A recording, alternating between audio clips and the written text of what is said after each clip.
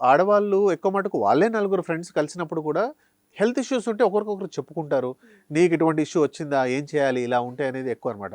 మగవాళ్ళు కలిసినప్పుడు డిస్కషన్స్ వేరేలా ఉంటాయన్నమాట. అంతగా హెల్త్ గురించి మాట్లాడుకునే అవకాశం తక్కువ. మాట్లాడరు అని కాదు, హ్మ్. మాట్లాడుకునే అవకాశం తక్కువ అనమాట. సో, హెల్త్ రిలేటెడ్ కన్సర్న్స్ అంతగా గొప్పగా బయటకి చెప్పుకోని పక్షాన అప్పుడు కూడా హెల్త్ స్ట్రెస్ అండ్ డిప్రెషన్ ఉన్న వాళ్ళలో కూడా హెల్త్ రిలేటెడ్ ఇష్యూస్ వస్తాయి. 2 అటు ఇటు ఎటైనా ఇబ్బందే. ఈ ప్రాస్టేట్ రిలేటెడ్ ఇష్యూస్ ఉన్న వాళ్ళకి ఫస్ట్ ఆఫ్ ఆల్ ఇబ్బంది వస్తుంది. వస్తే ఎవరిని కలవాలి? ఎటువంటి ప్రాబ్లమ్స్ ఉన్నాయనే ఆలోచన కూడా చాలా తక్కువ మందికి ఉంటుందన్నమాట.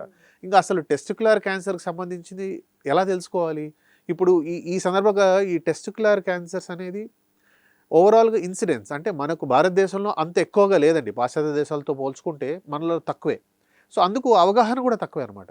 సో, ఒకటే సింపుల్ రూల్ టెస్టిక్యులర్ క్యాన్సర్స్ ఉందని ఎలా తెలవాలి? నొప్పితో ఎక్కువ మంది రారండి. Self examination.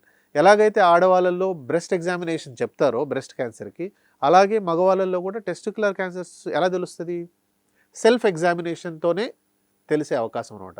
ఏదన్నా గట్టిగా వాపు ఉండడం వలన, మామూలుగా ఉన్నే టెస్టిస్ కంటే కాస్త పెద్దగా ఉండడం, గట్టిగా అవ్వడం అనేది ఫస్ట్ సైన్ అనమాట.